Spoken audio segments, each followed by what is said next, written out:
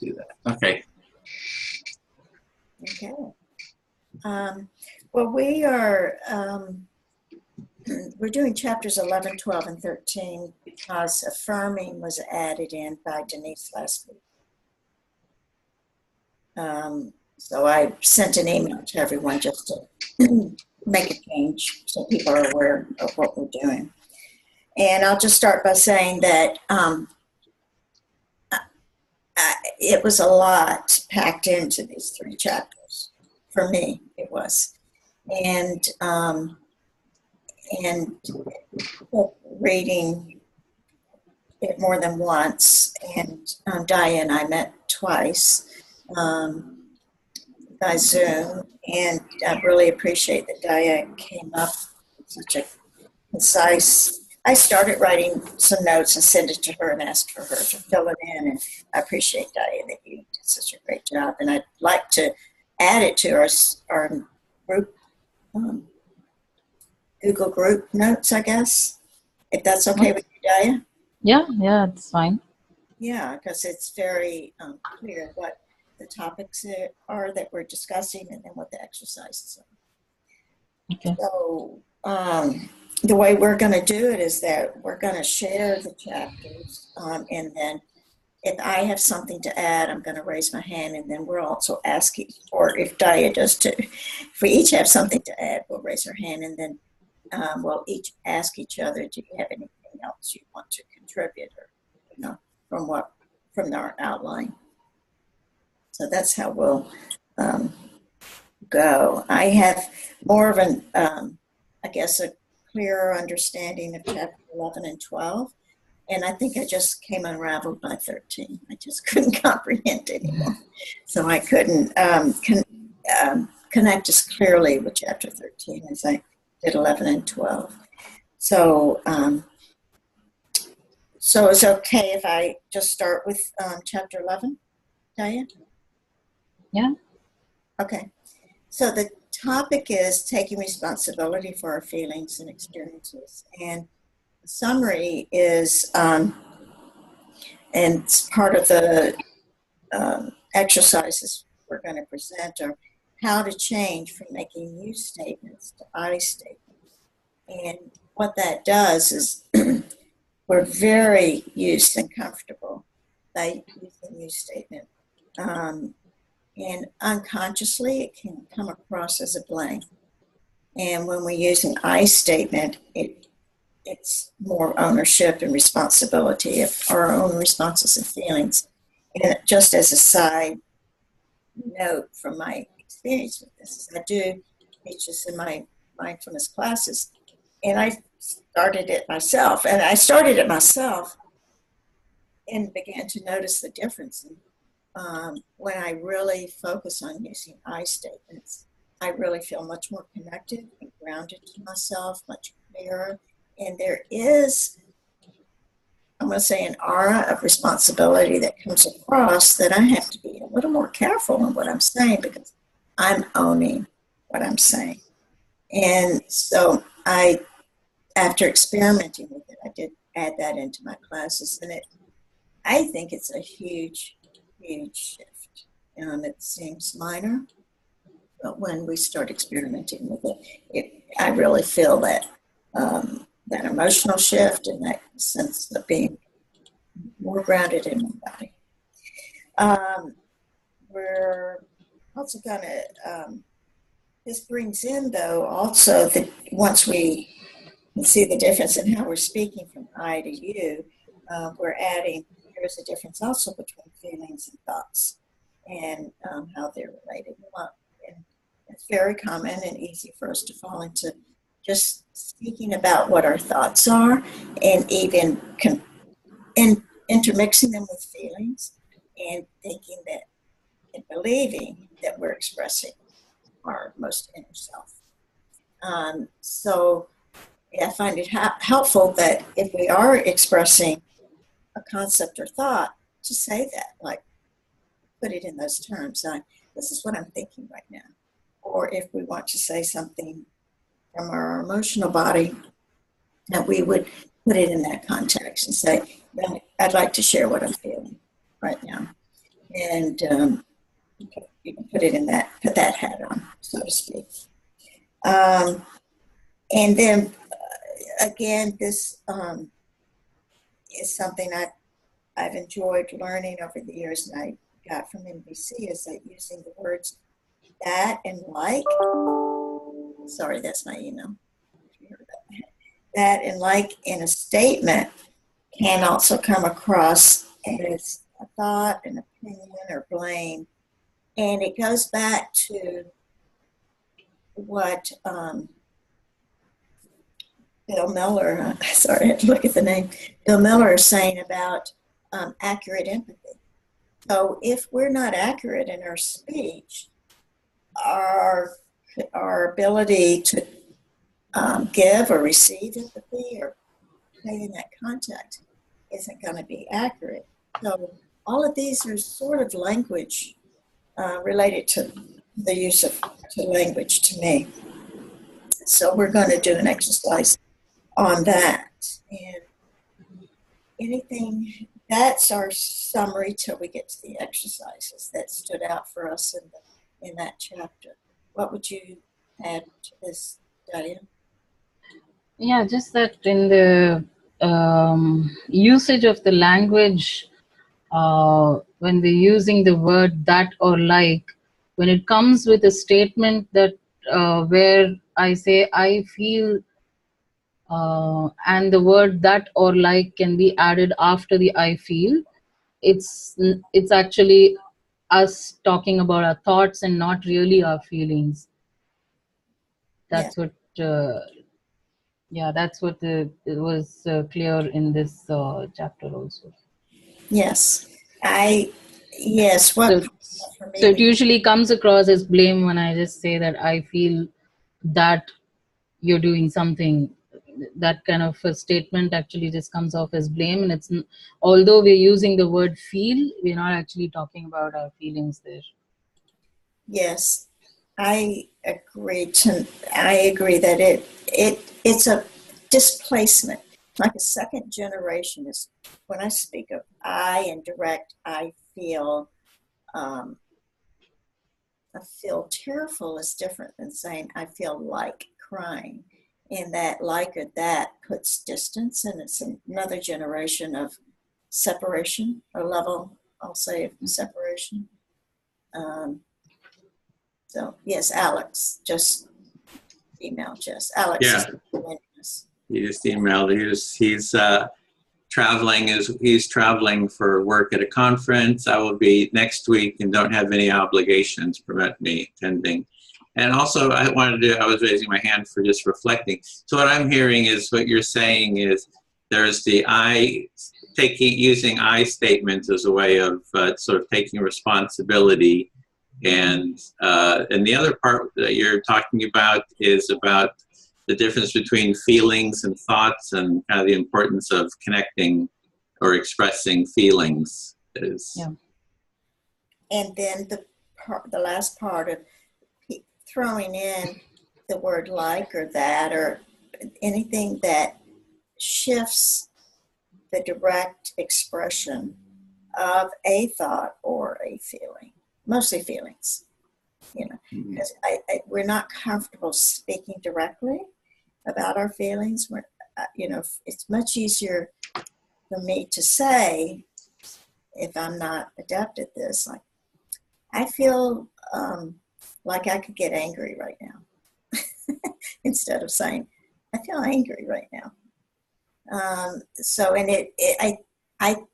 My guess is we do it to maybe protect the other person and protect ourselves, buffer it, because it's too direct. We're not comfortable. We don't know what to do with these feelings. So we buffer them in lots of ways, and we dance around them in lots of ways.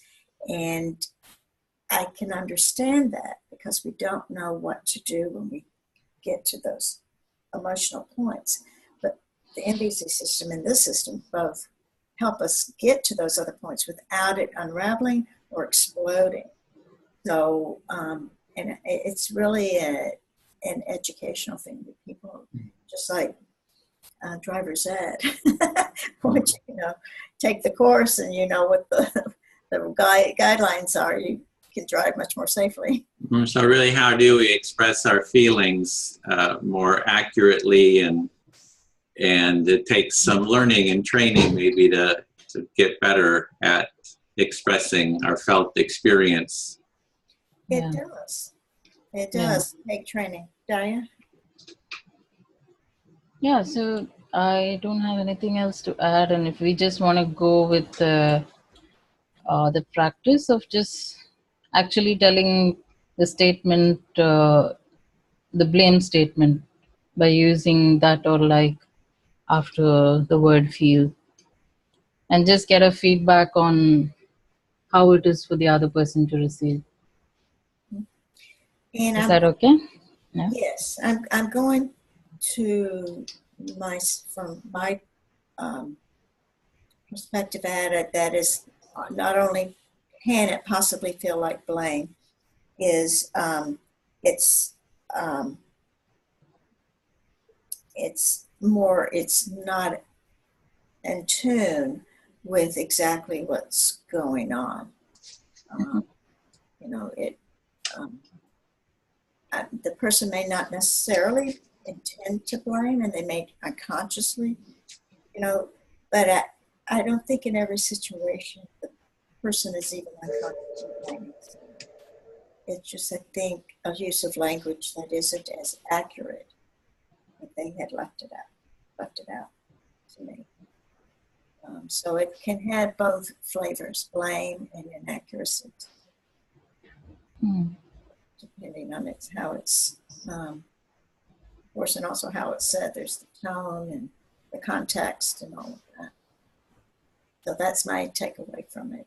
It can have lots of different flavors when you add in extra words that really deflects what you're really saying, what the speaker is really saying, and how that it can be received in lots of different ways too. So would you like to start the exercise, Dave? Give the example. Yeah. So it's just going to be one statement we just take around and tell each other, and just in the end of the, actually I'm a little confused whether to get the feedback at the end of all four of us or just right when someone receives it. So I'm just open to both ideas.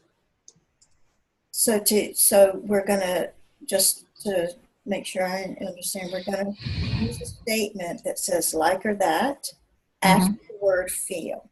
Yeah. I feel like, I feel that. And everybody does one round and then get feedback from others about how it was to hear the statements that included the word that or like. Is that correct? Yeah, we could go with that.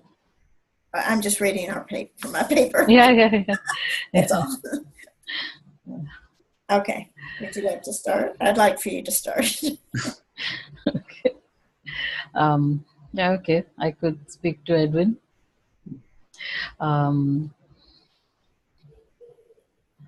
I feel like you're not keeping your room clean.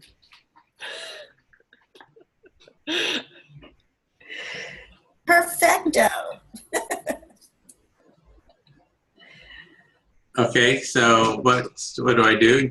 You're just making an example of I feel you don't. I feel that, or like you could say it to another person, or you could give me.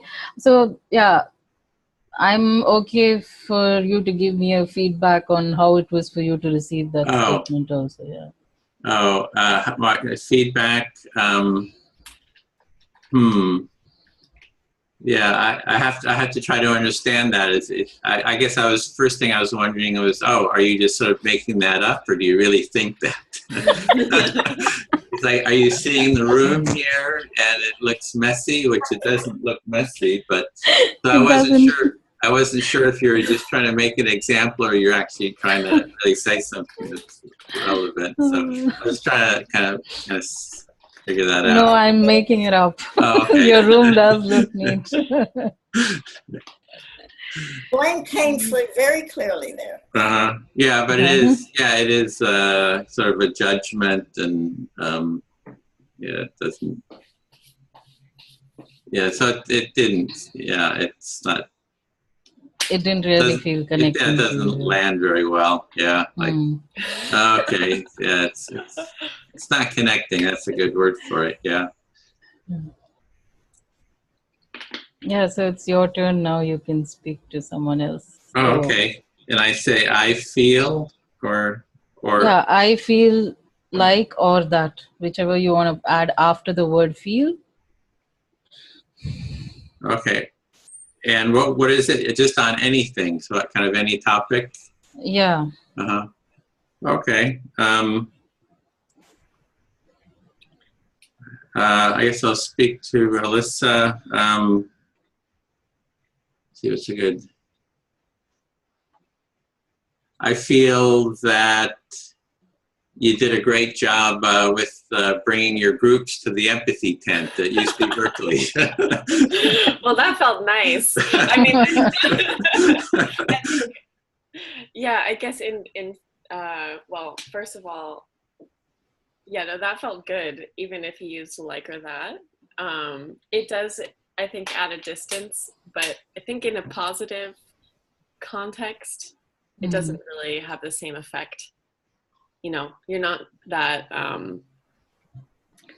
concerned when you're in a, like when somebody's giving you a compliment or something. Yeah, I could have said, like, I enjoyed holding empathy circle training with your group, and I enjoyed all the young people and their energy and their curiosity, and really.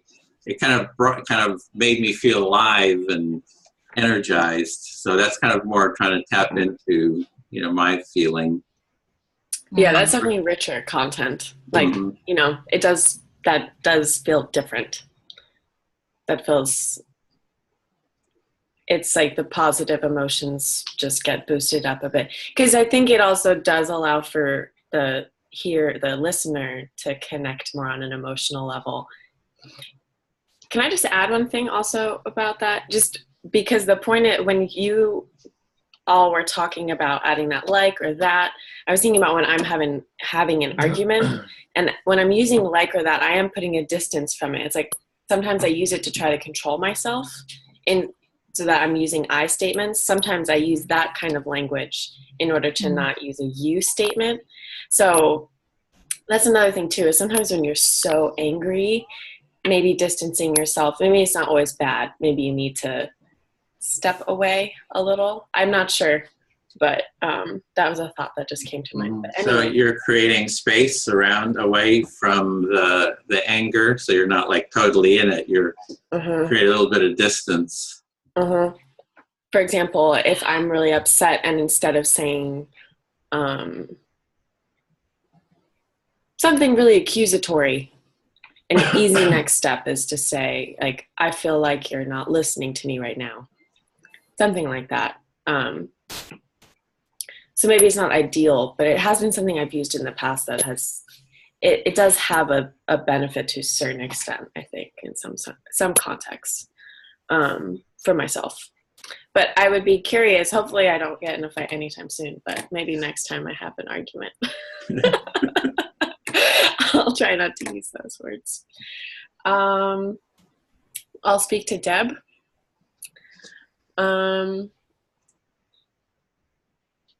I feel like I've been learning a lot from this lesson, and it's been thought-provoking for me.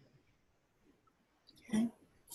So what I heard you say is you feel like you've been learning a lot from this lesson, and it's been thought-provoking for you. What's it like to feel? What's it like to hear what I've just said? What do you notice with that? Well, in terms of if you had been the original speaker or even not, either way, it does feel distant emotionally. It feels like a meta level, like you're thinking about how you're thinking and expressing that rather than just expressing the first layer. And I think maybe in reflection, you know, it doesn't really feel very connected. It feels less genuine. So that's what I got from you, that you were expressing a concept. Mm-hmm. And it seems like you may have been speaking from most inner, serious, genuine spot when you say I and when you say feel. But it gets lost when you add like, that. And what I've noticed in the examples we've done so far is that people use the word you. And we didn't put this in here, but it's, you can't, it's so natural that we say that. I feel like you. Well, unless you are in my skin or you come over and pinch me, you can't, or that's not even, unless you're in my skin, you can't feel like you. You can't feel like another, like other. It's just not possible. So I think we use, my understanding is that we're using these likes and that's as an attempt to connect with another person. But it is, as you said, a way to distance, a way, as I said, the word buffer, because we're not comfortable getting to it more directly. And when we use the word you, I don't think we're consciously trying to blame the other person. We're trying to connect. But it is not owning. It's avoiding owning our own experience and expressing it directly. So I'm going to just throw this out as an example. Could you repeat what you said in a different way? About the like and that? I feel engaged and inspired by what we are learning in this lesson. I feel connected to it, and I feel that my mind is really going. That last one, I was hesitating. That last one, I had to stop myself.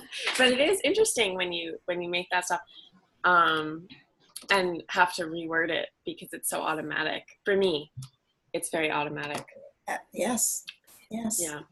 So when I felt it myself much more calm, clear, and grounded when I heard you speak from yourself about engaged, and because I'm aware of the word that, I went off when you used the word that. What, anybody else? I'm throwing this in the exercise. Anyone else notice a difference? I just want to speak to what Alicia said about when you use the statement that you were saying about when you have arguments, and when you say the statement, I feel like you're not listening. It creates a distance, yes, but what I understand it as is it also depends on who's receiving it. At times, many times it is even saying that statement that I feel like you're not listening still comes off as blame, that it's like it is me saying that to that person that they're not really paying attention to what I'm saying. So it can come off as really triggering more into the argument than actually coming closer to connection. How does that sound to you? No, that sounds I think part of why I was talking about that is because in my head I was coming up with reasons why I would use like or that. But yeah, when I try to put myself back into how I would feel in those moments or how it feels to be on the other side, I definitely see what you all are saying. And I could see if someone said to me, I feel like you're not listening versus I don't feel heard. there's definitely like you. Well, I feel that again. That's all. Good notice. Good. Yeah. I imagine. I'm stuck at a meta level right now because I'm imagining something that I'm not feeling right now. But I imagine in that moment hearing someone say that to me, if they say I'm not feeling heard, there's a little bit more of a feeling of wanting to approach that person in response rather than feeling that they just accused me and I feel shameful or whatever negative emotion I would feel potentially in response to, I don't feel like you're listening to me. So yeah, it's very interesting. The next time I get in a fight, I'm going to try to just think about it from this perspective. Well, I liked what Daya said about these words like that and you can really add fuel to the fire. And so when I'm thinking of this stuff, and it's a new lesson curve for me, I mean, not brand new, but is that how is what I'm saying helping this situation with clarity and groundedness and connectedness, or with reactivity? And more reactivity. And so hopefully that's the purpose. And you may not always connect, but you're connecting so that there's no reactivity between the two of you. And we can get to the point much faster with less inflammatory stuff going on.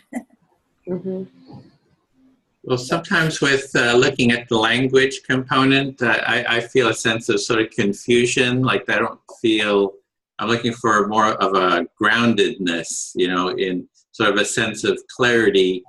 And sometimes with looking at the vocabulary and the words, and it just doesn't, I just don't feel the type of groundedness or clarity that I'm sort of looking for, because I just see the importance of the felt experience, like tapping into expressing the felt experience. And it's something I want to get better at because it feels really good. And it's sort of an exploration. I want to do sort of an exploration of that, get better at it, and how to tap into those feelings, how to express my felt experience in the moment that's sort of an edge for me, how to get better at that. I mean, that's what it seems like this is about, is how to share those, be aware of and share those feelings. And so anyway, that's just kind of where I'm sitting with it. Well, that's exactly, I think, what this point is, and I appreciate that directness, is that I think what he's pointing out, and I like it, that it's an NVC thing too, that these words deflect from that direct experience. Is that what are you? Yeah, that's what it is. And NVC is very much, about the vocabulary and the words. But sometimes I even feel that talking about is sort of at a meta level, that it itself is not dealing with the felt experience. It's like we're in a sort of a mental state talking about how do we get into a felt experience, sort of, if that makes any sense. And so I just get a little I'm looking for something that gives me a real sense of clarity, and I have a little bit of difficulty, like with NVC, about the mental aspects of it. It seems like you can get very mental in the attempt at being non-mental. Yeah. We have to start somewhere, and then instructions, like you read the driver's ed book first, and then you go out and drive. Yeah. So I appreciate that are you saying, in general, this is frustrating for you, or are you saying right Oh, now? I'm looking for is there a way of getting more directly into the felt experience, that we can, for example, if we just spoke to each other only saying a feeling, like, it's like I would say a feeling like, oh, curious. I feel curious. And then the next person says, I feel this, I feel this, I feel this. So we're only speaking from the felt experience. We're not trying to make any sense out of what we're saying. Yeah. It's like we only speak from the felt experience. Would that be a way of getting more deeply into the, embodying or expressing our feelings and getting better at it? So you would like to be more concise, be more direct with that, with how we express ourselves, isn't it? We're in this context here. Are you okay with us proceed? Oh yeah, this is great. I'm just saying. I guess I'm thinking in terms of like designing other lessons and stuff. So that's what I'm. All right. I'm getting a little meta here. All right. So yeah. So yeah. if we I want to interrupt. Yeah. just follow, and the goal is I think we all would like more direct. I'm going to assume, and that's why we're all taking this doing what we're doing on Saturday mornings. Yeah. To learn ways to have more direct, less muss and fuss communication, whether it's mental, verbal, heart, physical. There's so many ways that people express it, and they're comfortable. There are levels of comfort for all of them, and everyone's in their different process. So, just before we go, Edwin, I'm not sure I completely understood what you said, that with NVC, it's still quite a lot of words. I didn't understand that. So you just want to get a sense of clear understanding of what it is that I was saying about the vocabulary, the words part of it. And did you want me to respond or just? Yeah. Okay. Or I could, if it's not necessary on this call, I could maybe ask. Okay, we could do it. I don't want to take away from the kind of the program that. Okay, yeah, sure. So I think I need to speak, right? Oh yeah, you haven't yet. An example. So I'll give my example to Daya. Okay. Yeah. No, I was supposed to give it to Alyssa. She gave it to me, right? I always get confused. If we're going in a round, you give it to me. Yeah. Okay. Oh, yeah, I think it is. Alyssa. Okay. I had lost the track of that as well. I feel like it's difficult to even say I feel like it's difficult without putting a you in there.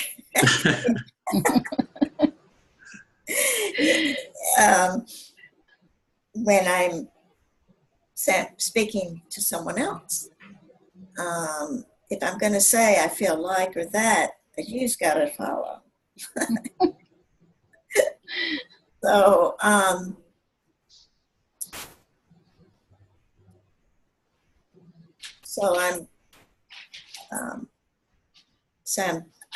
an example.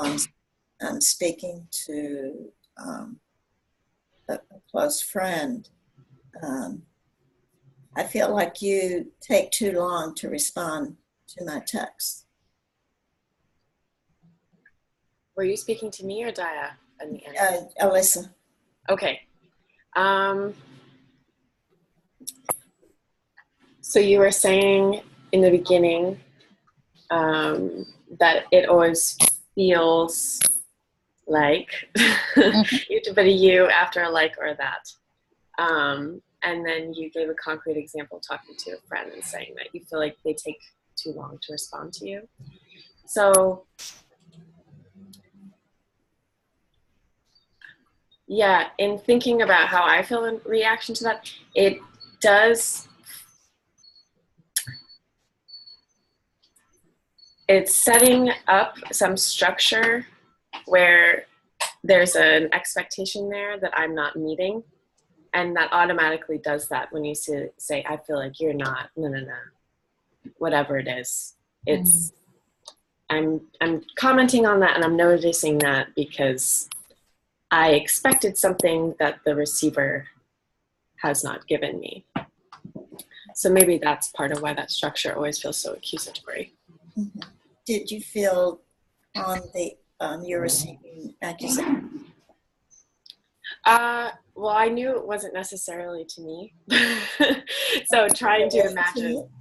You could relate to it. Could you relate to it as an inflammatory statement? You mean could I connect to it? Yeah. It automatically makes me pull back. Yeah. I think because of the not met expectations. I'm just going to put it in a different way, just for the heck of it, since I'm already here and I have screen time.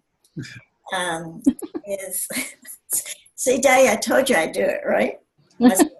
I like to turn things into a joke. I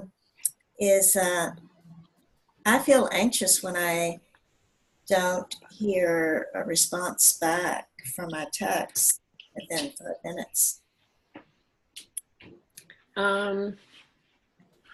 That in response, I feel is a lot, it's easier to empathize in reaction to it because you're naming the feeling so that I don't have to wonder what is that person feeling in that moment. Then I can say, oh, it's anxiety. And then my mind doesn't go to places thinking, oh, the person doesn't like me or the person is disappointed. You named that. And so I can connect to it on an emotional level. Yes. Yeah. Yeah. Thank you for listening. Mm-hmm. Did you want to Didn't I go? Oh, should I speak to Daya? I went, I think. No, we did a round and I think all of us did the example and we can just go to the next point, I guess. The other part is taking partial responsibility in the situation that's probably challenging or difficult between two people and offering to help in the situation by stating how I feel is taking partial responsibility, but also stating what I can do. How can I help in letting you know why this is a problem for me?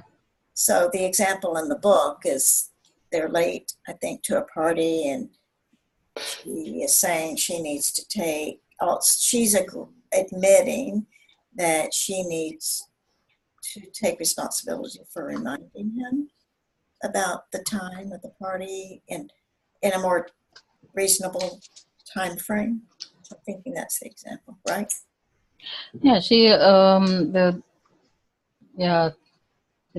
she says that she didn't really give a time that she would like to leave for the party. So the other person, he's kind of left unawares of what her expectation is or what she would like to see happen.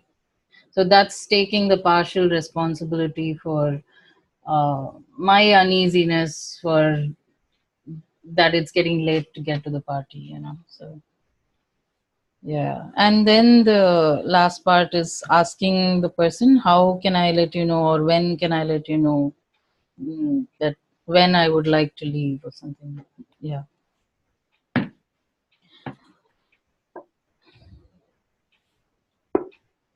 So it's if I'm upset with something and I'm not being a part of sort of, I hate to use the word negotiation, a part of the conversation about the agreements, I'm just as much a party to the problem when it arises, the reactivity as the person I'm trying to blame. Hmm. Um, So whatever problem there is that we're seeing, or that we have a role in it, basically. That we're all, if there's a problem, there's a portion a role we have in it, or responsibility, at least a partial responsibility to address it. yes. Yeah. And I guess I don't remember if he actually uses these words, but it's about our how I receive it. But when I read it, it's also talking about our interconnectedness, which is yeah. So it's not just, it's kind of not putting one person in a corner and saying that everything is what you're doing is wrong. So it's also, and it's like, yeah, it's like this human connection. We have two people or a group of, or two groups which are interacting with each other, and there's something that's not working, and that's responsibility of behavior on both sides. It takes And two I guess, to tango. yeah. It And I takes guess two to what? I didn't hear that. It takes two to tango. Oh, two to tango. Yeah, and I guess in the in stating my responsibility in the action, it kind of gives some openness to the other person to get a little closer. Like, it's not all my fault. It's and also seeing a willingness in the other person or the group to kind of come one step closer. Yeah, so it starts with a sense that we are all in relationship. Yeah. We are all in relationship. So the relationship, everyone has a piece of the relationship. And if we distance someone, says it's all your fault, it means that we're no longer in relationship, because you're separate, you're over there, it's your fault, and there's sort of a break in the feeling of, oh, we all have a role in this, and how do we work it out? And yes, and if we're shifting the blame entirely to someone else, my sense is we're still in a relationship, but we're adding to the relationship of conflict. We're not in a relationship of peace, harmony, flow, connectedness. We've added to the relationship of conflict. You're adversaries now. Yeah. You're in a relationship, but an adversarial relationship. Mm-hmm. Mm-hmm. And I guess yeah, can I say? Mm-hmm. So I guess for me, it's also about how the constant blame on what one side is right or I'm right and you're wrong can go as can result in a group or another person feeling really shamed, so and it's like, if I'm constantly throwing blame, it's creating this right and wrong, so it's like what my thoughts are right and the other is wrong. When also I've been in those situations where I feel like someone's constantly blaming me, I think everybody also has insecurities. So it seems to start a spiral, because then I feel ashamed of how I'm acting. I feel terrible about myself. And then that makes me want to lash out, or it doesn't really go anywhere. Yeah. So, well, I see that dynamic in what we're doing with the political right when they come to Berkeley. And then the left is like saying, it's all your guys' fault, you're the haters, And it's like, then they just feel like they're not heard. And this whole thing just sort of escalates. And when we go, we try to say, well, we want to listen to everybody. It's like we'll listen to the left, we listen to the right, and we're all in this together, and let's talk it out. So I guess that's the social, kind of larger social level. that happens in the media too, because there had been articles sometimes that come out from the left about how you're blaming it all on the right and we need to take responsibility. It's interesting when you see that type of article. But then sometimes that article in itself is blaming, because it's saying, you subset of liberals that I'm not in, or something like that. And then sometimes I've read some with language of, we as a group have no. So I do think that all of the things we're talking about scale up to that level. Yeah. And how do we talk about our felt experience? Like, oh, I feel sad when people aren't talking with each other. Or, you know, what is the felt experience that we have in those contexts? And can we share those as a way of maybe fostering connection?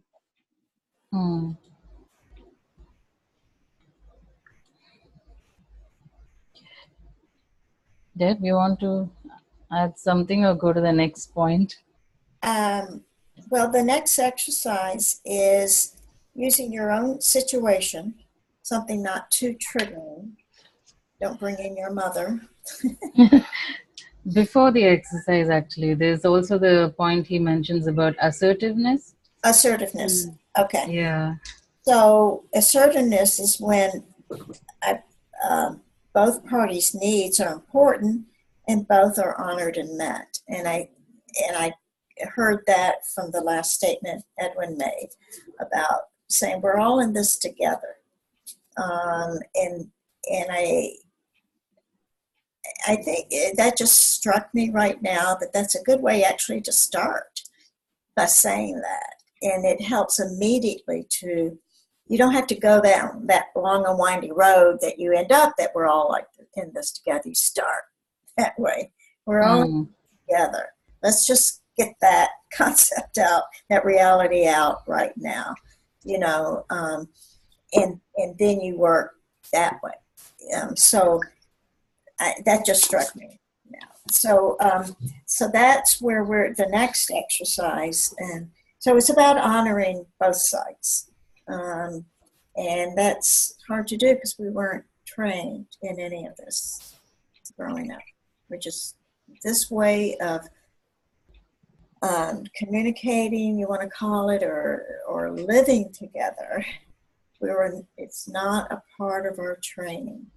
Driver's ed is more important. So it seems. I think it's sarcastic. You didn't catch that. So the second exercise is using our own situation. Again, not too triggering. Say with a full statement using I, your feelings, your responsibility, whether it's partial or full, and making a request.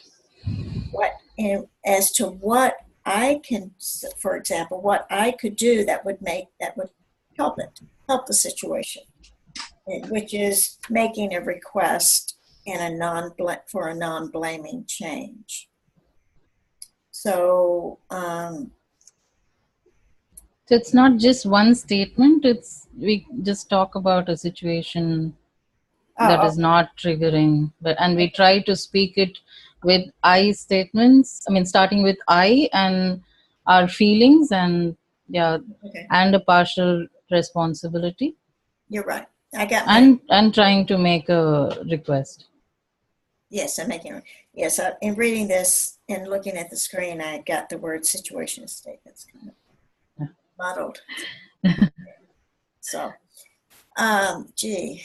How do I start? Boy, I hope my boss isn't looking at this video. Hope my boss doesn't kind of search the internet and find this. I'm feeling upset about yesterday event where you asked me to travel to an area and the person wasn't there. So it cost me 90 plus minutes and unnecessary travel in rush hour.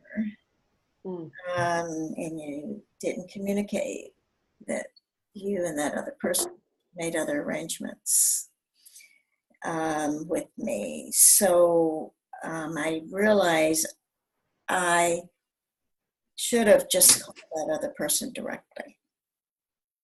And I wish you had called me and told me that that other person wasn't going to be there. So in the future, would you, what can I do so that we don't repeat a situation like this? How did that sound?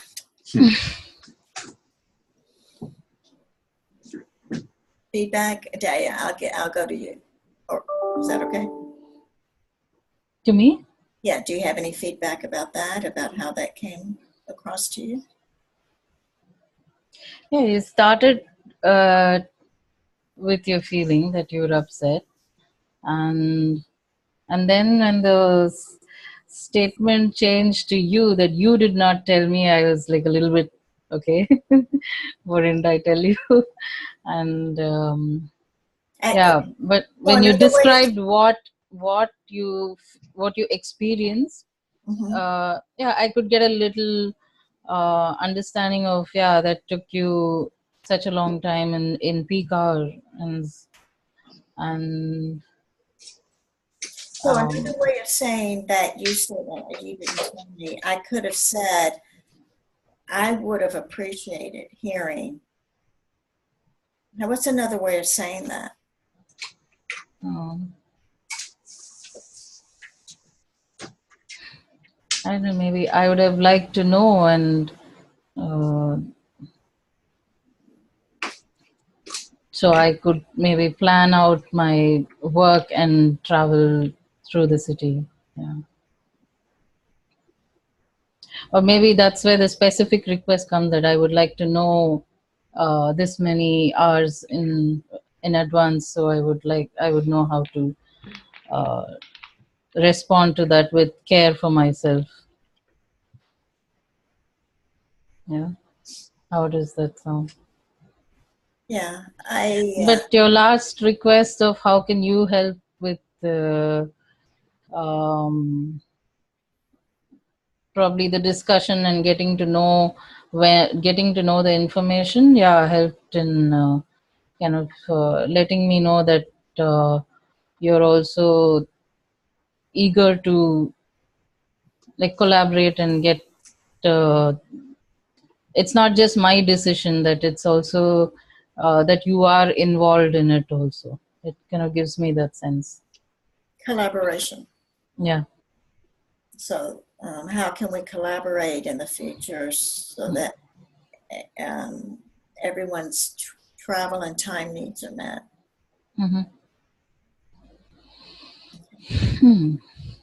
Yeah, it was kind of tricky to figure out that responsibility of the other person without saying the word you. So I guess the way I rethink it is just stating just 100% I appreciate when I'm in the loop of the communication, because that was very rough on me. You know, okay. Anybody else have a comment or feedback?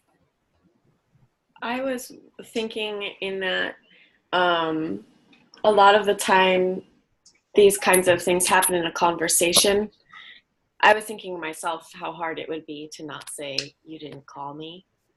And maybe another way to try to get into a communication line where you're both taking responsibility for your part is maybe cutting it off there and just talking about how the situation felt to me, and omitting pieces where I'm really tempted to say you when I can't find other ways of phrasing it, and turning it into a question and saying, what was happening for you in that moment, and how does it feel for you to hear my side of it? Maybe that was where my mind was going in listening to you, because I definitely sometimes you're upset to the point where I need the person to acknowledge their side as well, but you can't force it. So sometimes asking a question like that might help prompt them to share their side too. Well, actually, when I walked into her office, she immediately apologized. Because I take full responsibility. Uh-huh. Her story of how it happened was completely different than the other person's story. Mm-hmm. I, quite frankly, didn't believe her. Mm-hmm. So I was so upset by the whole thing, and then walking in here, and I had already heard the other person's story because she called me. So, and then the fact that it didn't seem believable, I just didn't have it in me, to go there. And then I had stopped at Starbucks and gotten a drink, and I said, well, I'll just treat it with some. But she gave me a Starbucks card. So she says, oh, no, I want to treat you for that, So I just didn't have the energy because I had another full day ahead of me. Just couldn't. But she acknowledged that she didn't acknowledge how rough it was on me because I came in practically. I mean, I wasn't falling apart, but an hour and a half in rush traffic in Seattle. So, I did. I walked in. The first thing I said is, I am unraveled. That's all. And she could see. She didn't. She says, well, let's just ravel you back together. And so, so I let her have that, and I let her acknowledge she messed up. That's all I can handle. Yeah. So thank you. That felt empathic for me to even talk about that. Anybody else want to go? Yeah, I guess it would be my turn. Okay. And maybe set it up, saying I'm using I statement, I'm feeling, I'm taking partial responsibility, and I request a change. What can I do to make it better? I just set it up for you. Just to remind people what we're doing. Because we're going off on these engines, bringing us back. Yeah. So I could speak to Edwin. And I'm talking about, just to give a little context, I'm talking about a recent RC that happened in our NVC community in India. And Restorative circle. Yeah, we had an online restorative circle we had. I feel angry and sad at seeing the way the RC went. For me, I didn't get a full experience of being connected to everyone that was present in the group.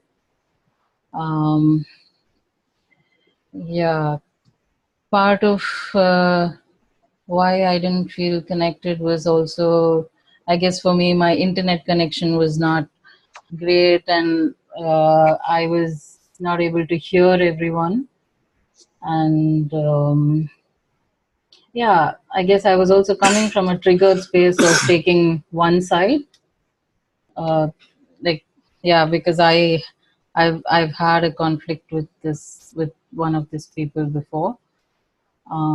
But my intention was to have a space that all of us are heard.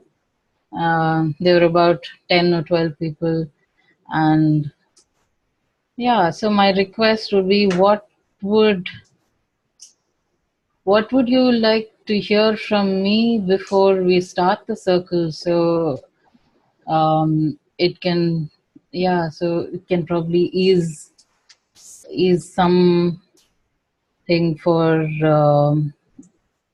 you to be heard.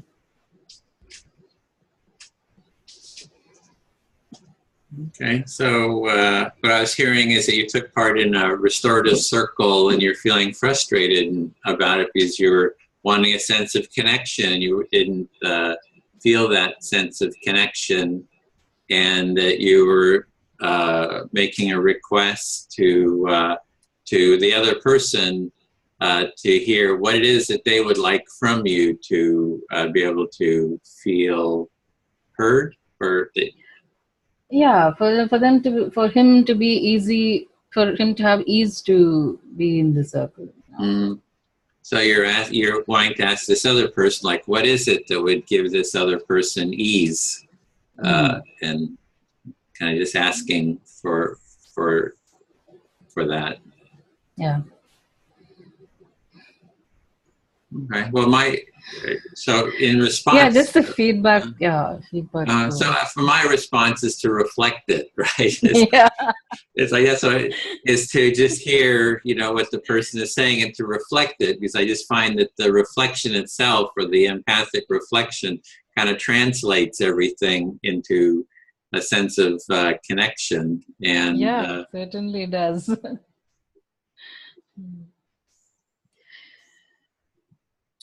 And so were you wanting some kind of response from me, or?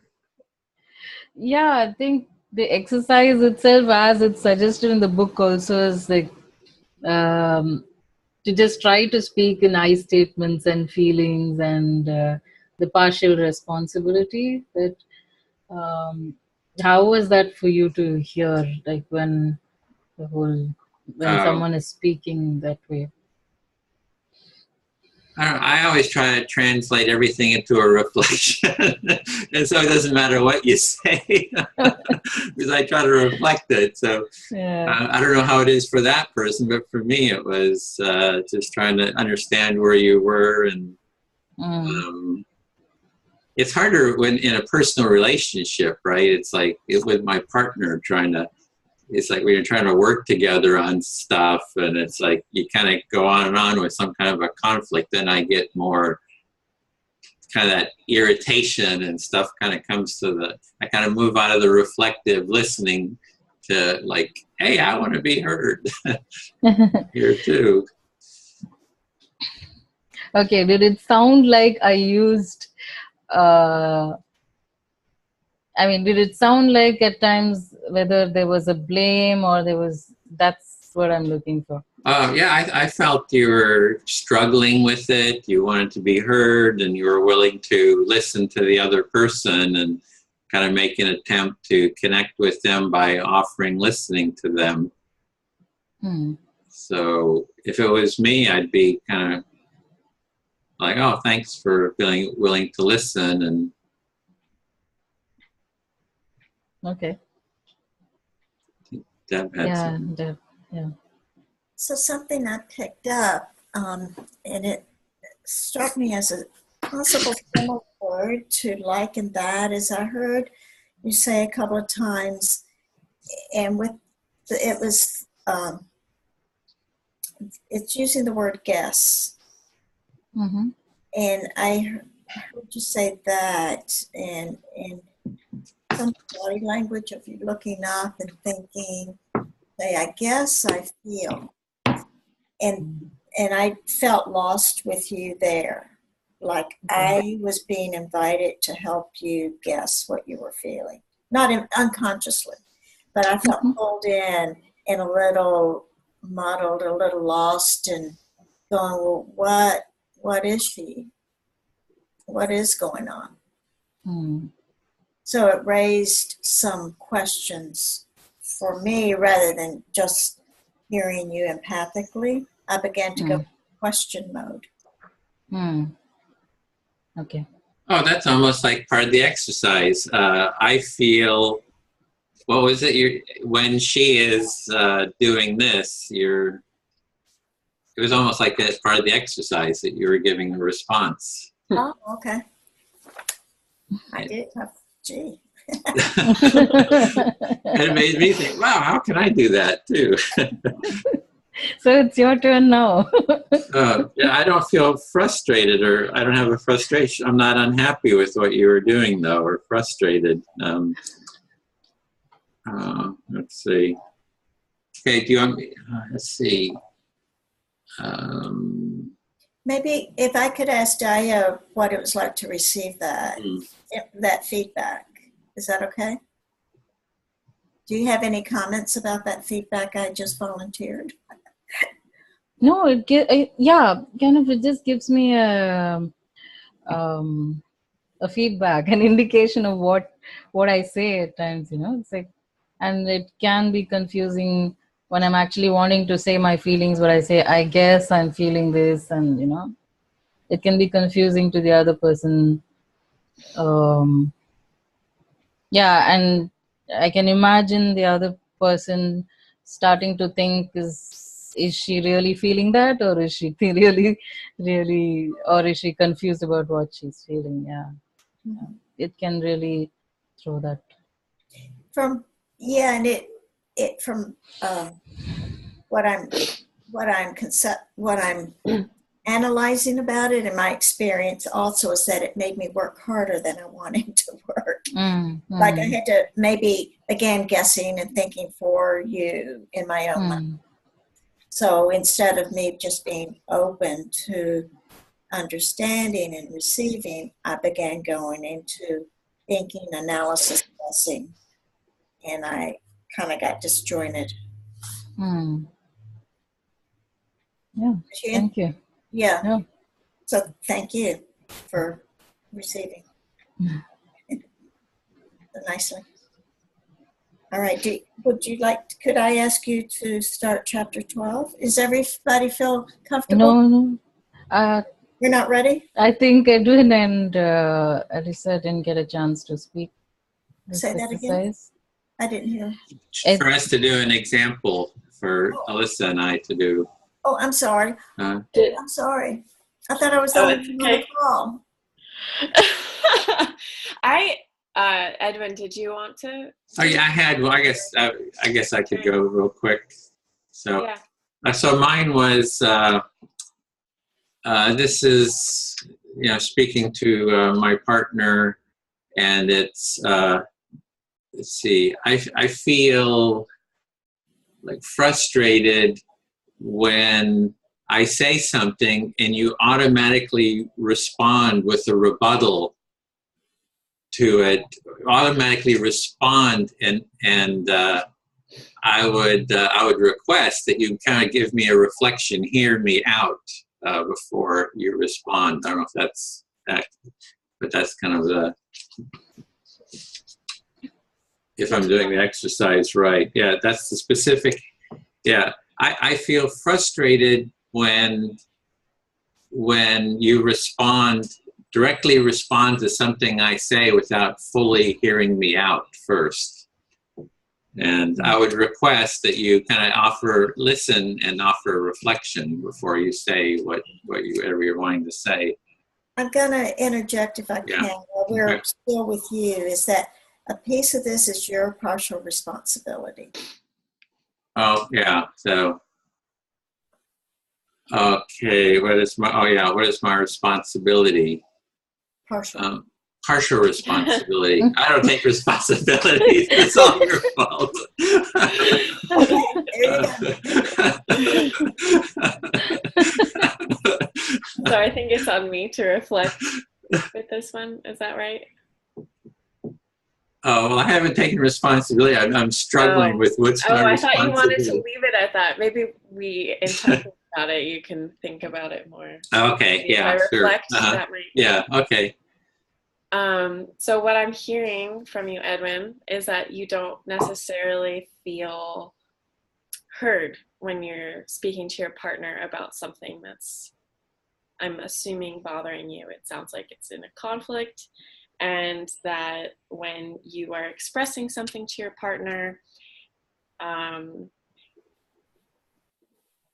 you are not, you're not heard by your partner, that Yeah. you're coming back with a rebuttal, Yeah. not necessarily taking the time to reflect. Yeah, it's like living with a lawyer. And I'm looking, and now I'm kind of struggling, like, and here trying to hear, like, what is my responsibility? I think that was a great, just that question of, like, what's my responsibility in this? And my responsibility is to request a reflection, like, here is what I'm saying. Would you just reflect back what it is that you're saying? So I guess that would be a responsibility of me to request the reflection. So your responsibility in this is to make a clear-cut expression of what you need. Identify the need. Because I haven't perhaps clearly articulated that I would like a reflection. So I'm just saying something. I haven't clearly said that this is what I'm needing or wanting, is to be heard clearly about this. So I take responsibility for wanting this feeling and how to get this feeling of being heard. Mm-hmm. So you're not helping your partner along in being reflective. Giving me what it is that I'm wanting. I'm not requesting the reflection for creating this feeling of what is like a feeling of ease, a feeling of spaciousness. Yeah. So you have a clear idea of what you would really, what you're looking for, that you want this spaciousness, this feeling of being heard, but you're not helping to create that atmosphere with your partner. Yeah. You're just letting them blindly, maybe, who knows what your partner's side is, but I'm criticizing her for not creating that space that I'm wanting to create, because I haven't really said this is what I'm trying to create. So I can take responsibility for trying to create this feeling of spaciousness. Yeah, like you're expecting your partner to mind read, or you're not necessarily seeing how they're existing in the space, and that maybe what they want, or what their concept of it, that it's different from yours. You're automatically assuming that they understand, and then they're not doing, or they're not participating. Yeah, so I thank you to Deb for saying what's your responsibility, and thank you for the reflection, because that really helped me get a sense of the more clarity around this, and also a feeling of kind of more openness and spaciousness kind of in my heart too. Yeah, thank you. Yeah, that I'm going a little bit to the side, but that made me think about a lot of discussions I had with people at Berkeley in the empathy classes, or in the empathy tent. Sometimes it helps to, or the students I had would say it helped to identify explicitly what you're needing right now in that moment. Do you want advice? Do you want reflection? Do you whatever? So yeah, that whole, it does help, I find, to just explicitly say, this is really what is going to help me feel comfortable right now, or help me feel connected to you, as if you do XYZ. So you really sense what it is that you would like, the felt experience you would like, and then sort of request it. Yeah. It's also, it's interesting being in this space with you all. This is my second time coming to the Saturday meetings virtually. But it's really interesting to be in a space with people who have thought so hard about these issues, and I feel have more training than me, and to be in a space where people are really seeking to create that.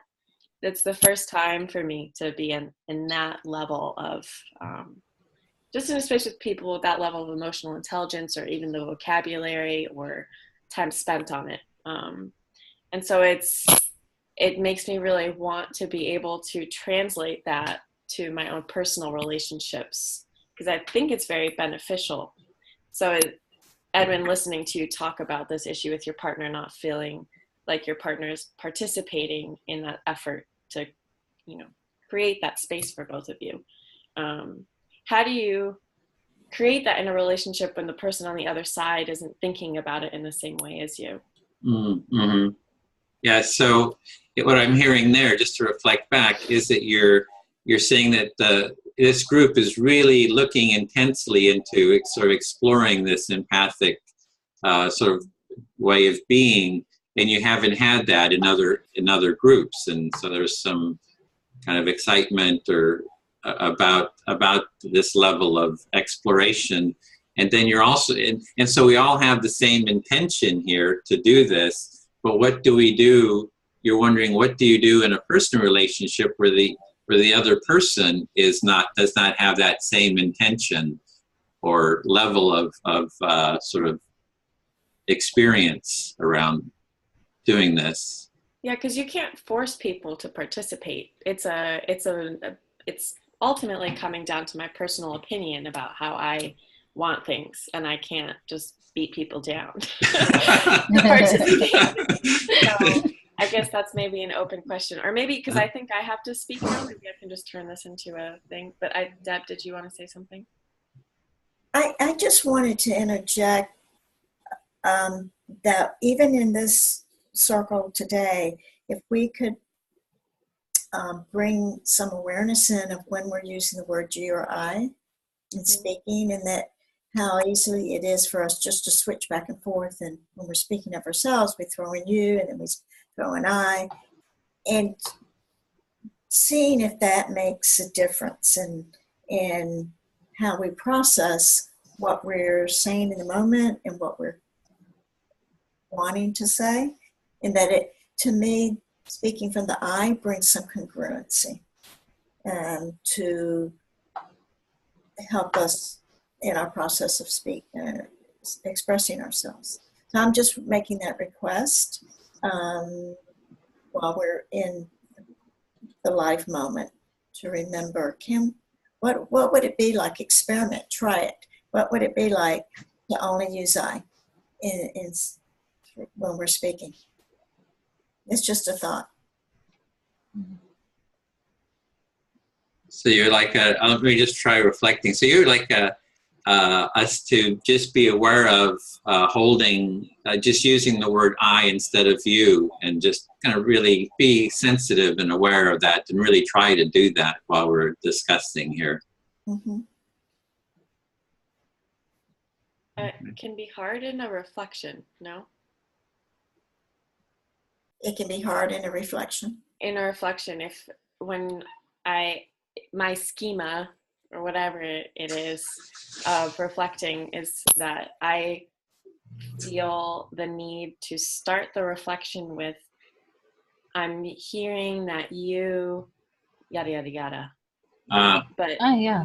In a reflection, I don't think you have to say I, because you're reflecting the other person. Yeah. But that in that role you are really, the focus is the other person. So yeah. Mm-hmm. So that won't, I don't think it'll work if you're gonna say I there at all. So mm-hmm.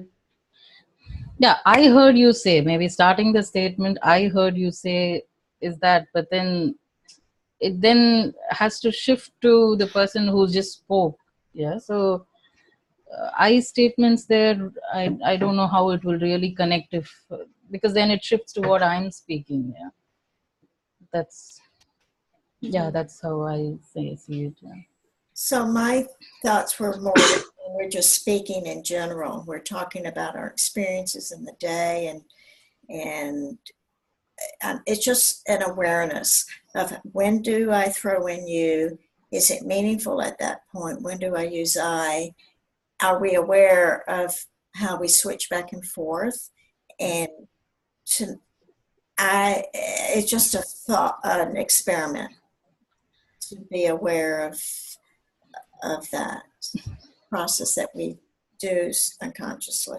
Well, I have a feeling, sort of a gnawing feeling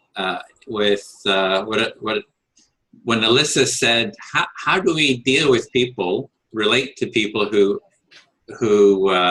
we don't have like an agreement for an empathic relationship. That's kind of how I was hearing it.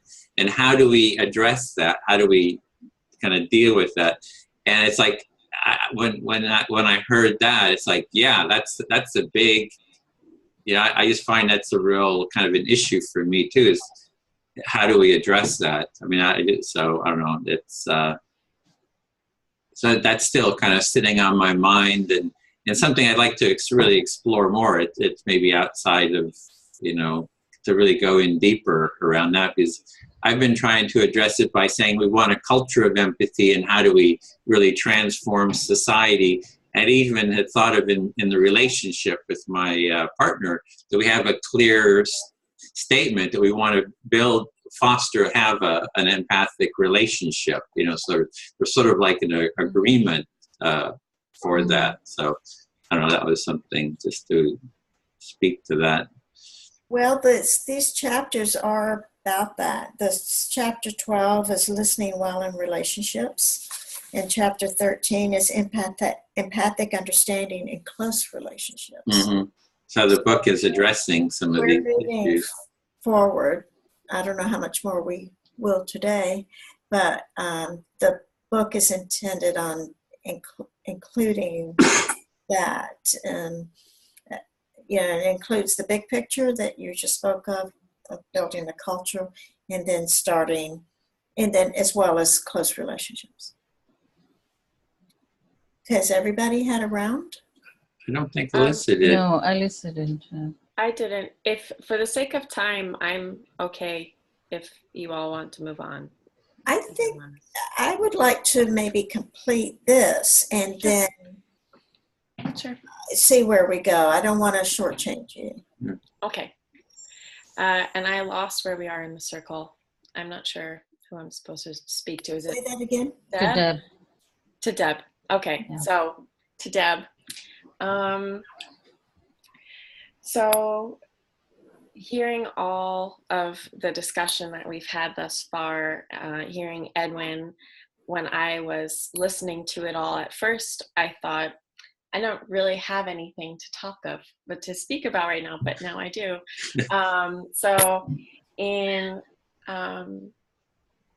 We said not to bring up my mom, but I'm going to bring up for my mother and my partner.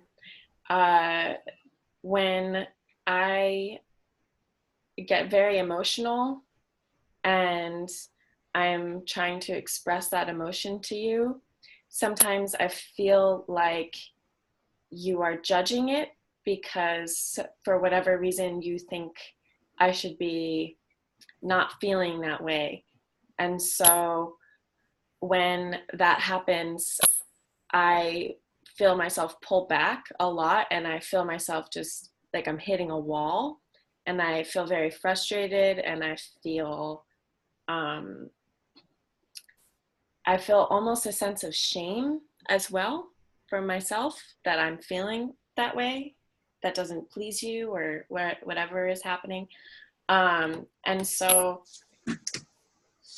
I think I could put a lot more effort into bringing my emotions down to a point where you're not feeling attacked or you're not having an emotional response that makes you want to push back at me. And I feel that I could maybe more explicitly seek in those moments different kind of feedback from you, or maybe even ask you questions to get a better idea of what you're thinking in that moment, so that we can get to a point where I'm feeling heard and you're feeling heard and we really understand each other. Okay. So initially you didn't think you had anything to say, but you wanted to address this example of living with your mom and your partner and the frustration you're experiencing of feeling not feeling heard. And you're noticing your own reactivity and wondering in yourself if, in order to help the situation, that maybe you could introduce some other ways of expressing yourself that wouldn't cause be a part of the reactivity that's going on. One is to, I do remember this, and I may have missed some other parts, but one is to ask more questions of the other people, which to me sounds like you're beginning to have an interest in including them in the situation. But you want to come away with not feeling the blame and shame and frustration you're feeling right now, that maybe they're judging you. So you'd like to have an experience of expressing yourself without feeling judgment possibly from them. But it's what I like hearing is that all parties would benefit from learning how to communicate with each other. Mm-hmm. So you may be bringing things to the surface that they're not comfortable with, and you'd like to make this work differently. Mm-hmm. Well, I feel very heard with that reflection. Yeah, definitely. Did I leave anything out? No, I think the brainstorming part about how to express myself better it wasn't a complete thought anyway, and I can't even remember if there was a part that you left out there. No, I think that was a complete reflection. Okay. Mm-hmm. So what I heard is you explain the situation and your frustrations and your partial, I'm looking at my notes, and partial responsibility, and how you'd like to ask questions, which is making the request, how can I help in letting you know how this would work better? Mm-hmm. Yeah. I think also really part of the responsibility is wanting to get out of myself in those moments so that I can understand their side. Because when I was speaking, I was realizing I don't understand their side well enough at all. So if I want them to understand me, then I should be reciprocating that. So. But I'm going to tag on to what Edwin says when Dia says, well, I think Dia asked, what was your experience and how are you feeling about what I said? And Edwin says, well, I'm just reflecting. And maybe sometimes we try too hard. I know I'm giving advice here, but just a thought, maybe you don't need to understand. Really, in the beginning, as the three of you are learning a new trail here, blazing a new trail, maybe you don't need to understand, but just listen and reflect. Just get the basics down, and then the understanding unfolds, and the connection unfolds on its own without trying to make it happen. Yeah, no, that sounds like a more concrete way of seeking that understanding. I think understanding is further down the road, but reflecting, that's some of the first baby steps toward understanding their point of view. It may not even be down the road. It may be, it's sort of inherent, I think, but it's not so in your face, strategy of let's sit down and try to understand each other. It's softer, less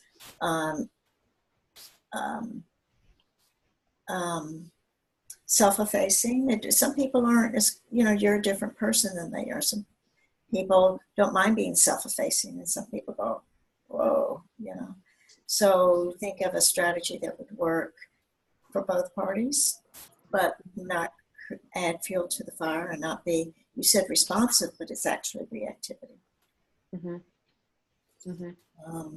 So, and I think that the understanding will become clearer sooner than you think. Mm-hmm. That would be nice. That would be very Yeah, nice. you want to relieve yourself of this angst and concern and worry, and it's stressful, and you want to feel, from what I'm hearing, you would enjoy feeling a little freer in the place you're living with the people you care about. Mm-hmm. Yeah. Harmony. Yeah. And also what we've been talking about, I think most of the discussions, or a lot of it, is lessening that feeling of combativeness. Mm-hmm. Not feeling that you're adversaries, but very consciously creating that you're on the same team, which I've especially with my partner, we've talked about before, trying to be on the same team, but it's getting to the concrete ways that you create that, not so much the long-term goal of getting to a point where we can have conflict but be on the same team, but saying, okay, this is what it looks like and this is what it feels like. And this idea of starting out, we're in this together, Mm-hmm. or we're not. Yeah, I was hearing it's looking for specific steps to do for that. Is that what? Mm-hmm. Like? Yeah. Mm. Which I think our discussion last week already, I had very concrete ways of, I applied them immediately. Mm. The lessons that we talked about, having being part of these discussions, I've already felt, it's only my second one, but coming away with it with really having a goal, right? Like what Deb was saying earlier, having the goal of being aware of how you switch between you and I, and noticing when you're switching between the two, maybe being more intentional in the way you're using you or I. Those types of concrete goals that I can think of and monitor what I'm doing within that.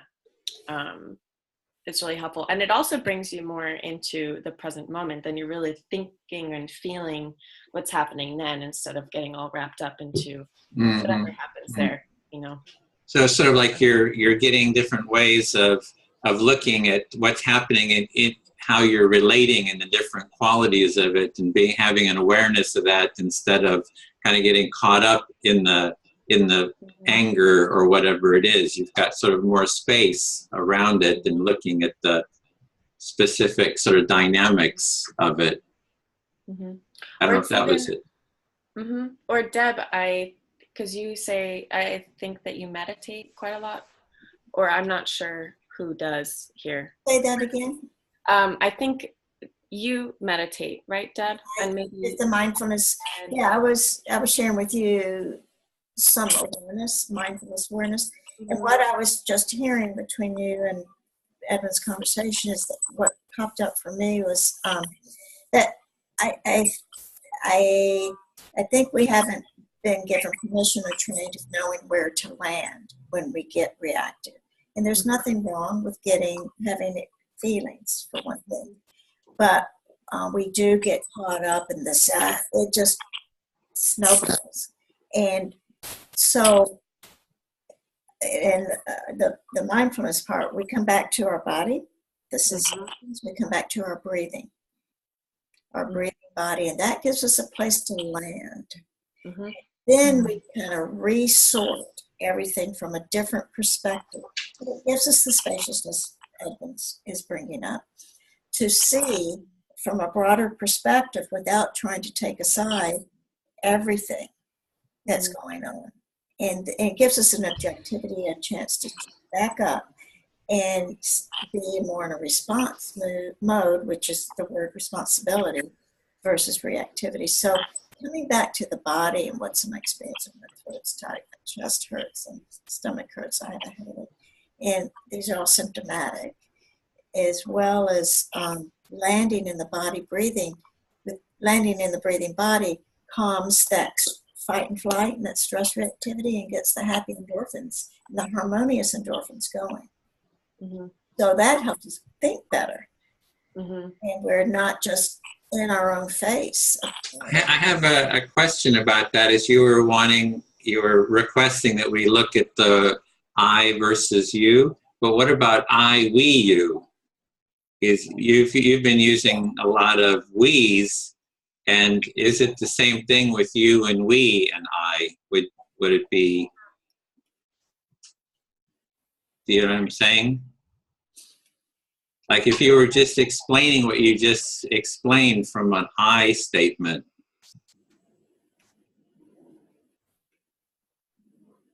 Deb, I was speaking to Deb. Oh, you're speaking to me. Yeah. I think they're all worthy to be looked at. But I think, I go back to starting with the simplest, the least complicated, which is I. And then, you can apply that to we and to you, of course. Everything worth looking at. I don't throw anything out. Okay. Just to see if I understood what you're asking, Edwin.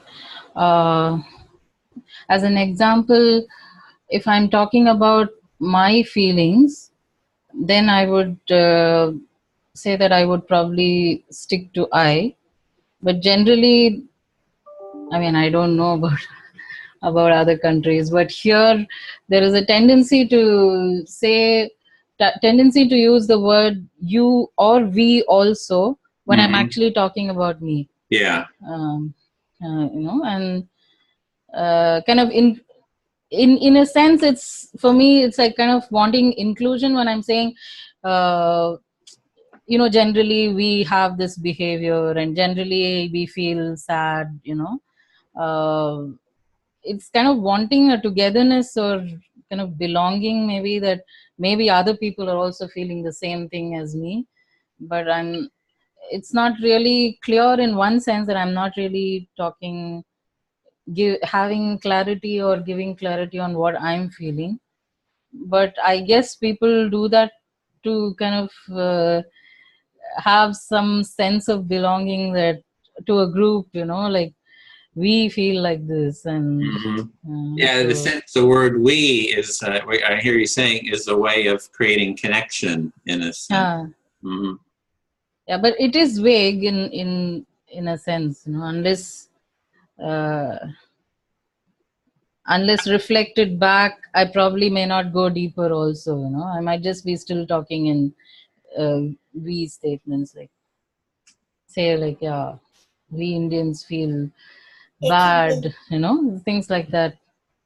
To me, when I just heard that, the word superficiality cropped up in we. It's not that ownership of where, what is he really saying? I mean, people can ride the fence on we. They can be yes to anybody and everything, to me. But I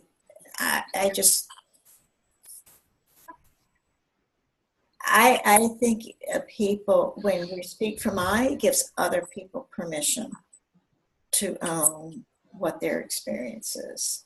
And then that's starting a culture of understanding. So you're seeing the I statements creates kind of like an ownership and helps foster understanding between people. Yeah, because you're getting to know that person, not just a theory of we, or you get to know what's important to them. Yeah, so it becomes kind of personal instead of a sort of a detached. Yes. Personal versus universal. We sounds more universal to me, and you can talk about theories and all that, but it doesn't drop down into the very personal individual. What is this? What's important to this particular person? Yeah, I think you're. Yeah, I just want to add a little bit to that too. When I'm saying we, I have noticed when working with young groups where there will be someone who's probably outspoken might say that we feel this way or we want things this way, and you can notice if you can notice that there is someone in that group also may not really feel the same thing, but it just gets masked by I guess that's probably what you might be seeing, Edwin, in the protests also, where it's like individual. I might agree with certain things in a certain ideology, but I might really have something different also. So somewhere it doesn't allow another person who's probably feeling something different to express themselves. If you say we, and then someone doesn't feel that way, then what happens there? They might not feel included because they. Is that kind of what you mean, or? Yeah. I mean, there is something like, when we do the empathy circle, it's like you may say, I hear you say this, and I'm reflecting. I had thought of like shifting an empathy circle that everyone says we instead of I.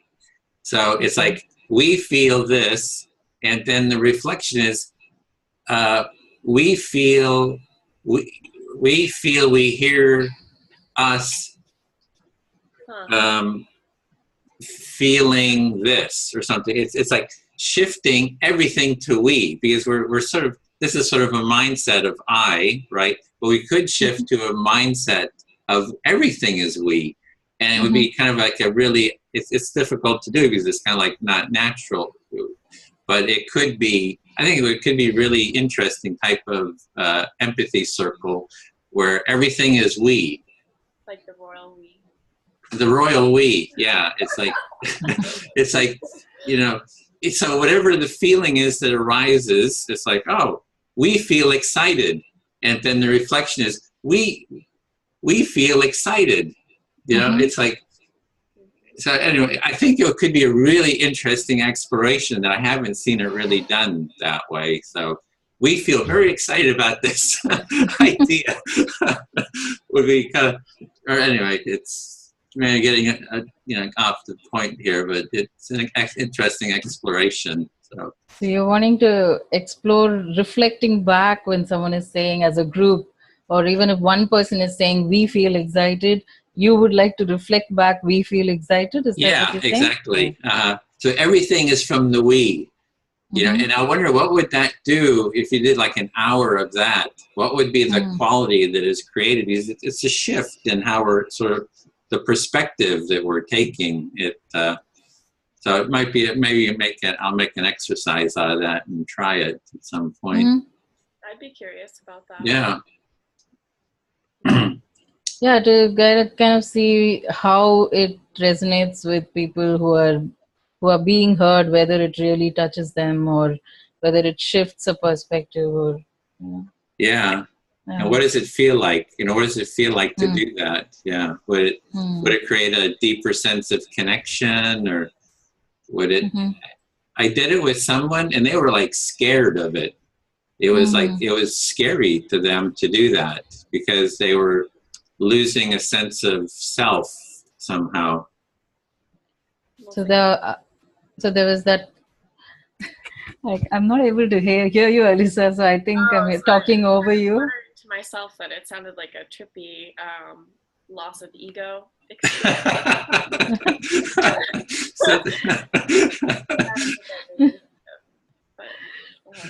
I can't hear you, Alyssa. I can't hear you. My headphone died. Can you hear me? I can't hear you. Oh, she was saying that it felt like it could be a trippy loss of ego, kind of like doing this we. I know, but I'm having trouble hearing you. Oh, so is there something with your connection? I mean, your. It's because my headphone died. Oh, okay. Yeah, so I'm just talking to the computer, but I'll try to lean in more to it. Okay. So would it be okay if we kind of bring this to a summary Yeah, and maybe close too, because I think that's our That's what I meant. time. Yeah, and I guess we'll have to pick up 13 next week if you want to continue with. Well, let's summarize here. So everyone got a chance to do the, statement of feeling, partial responsibility, making a request, right? Yeah. Okay. And so, anything to say about this experience and what we've done today? What you've noticed for yourself? Anything you didn't notice? Yeah, I found it very interesting. Growing, had some interesting, some insights I'm going to carry forward with me. So. Okay. Alyssa? Yeah. Like last week and what I touched on earlier, I learned something concrete today to carry forward. It's thought-provoking to me, and I think it will be helpful in the very immediate future.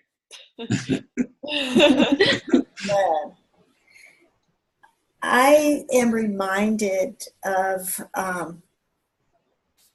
again, when I go into a situation that I'm feeling heated about, what's the outcome? Do I want more heat and inflammation? Or do I want to calm that down and have something different? So it's a matter of what I bring to it, because I can't expect them to read my mind or emotions unless I tell them. And even at that, I still can't expect them to go along with me. And that's not the goal. So the goal is that everybody be honored and heard, and then I'm responsible for educating myself and how to bring that to the table. And with that, I can help educate and inform or enlighten in all those levels others. And what comes of it, comes of it. It's a long road.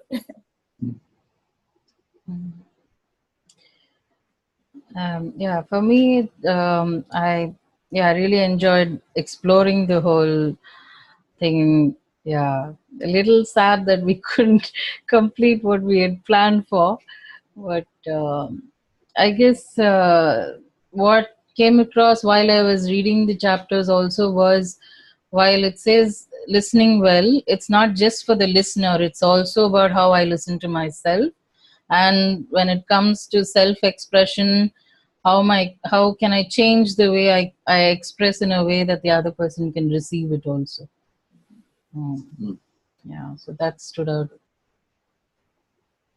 So there's I was very overwhelmed with all three of these chapters, and so much packed in. So I appreciate that that we didn't get to the other two, but it doesn't surprise me. And because we're getting into we're adding on things from previous chapters, and it's getting much more complex. So this is not a surprise at all. And but I'm glad we did our homework. Diane, I was telling Edwin, Alyssa, that Diane and I spoke twice. She's in India. I'm in Seattle. We spoke twice, and she did a great job in collating thoughts that I began, but didn't have time to continue, do a more thorough job. So she did a very thorough job, and we're happy to put them on the group. Put them on what? I was going to say group, and I keep thinking of Groupon,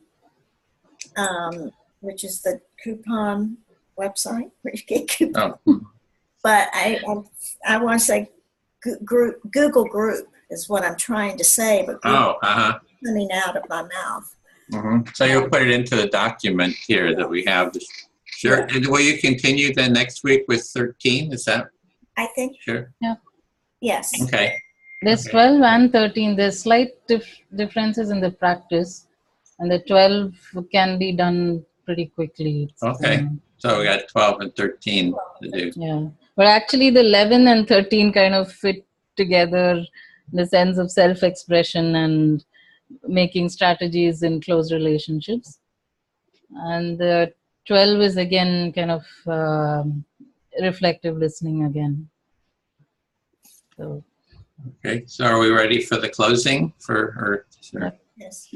Okay, so we had our candle here, our intention. We want to blow that out, take that out with us, to build a culture of empathy in our families and in the world. So taking a deep breath and blow. There we go, the official close. Well, I have a question, Edwin. Okay, We don't have to still record if you don't want. yeah, I'm going to turn that on.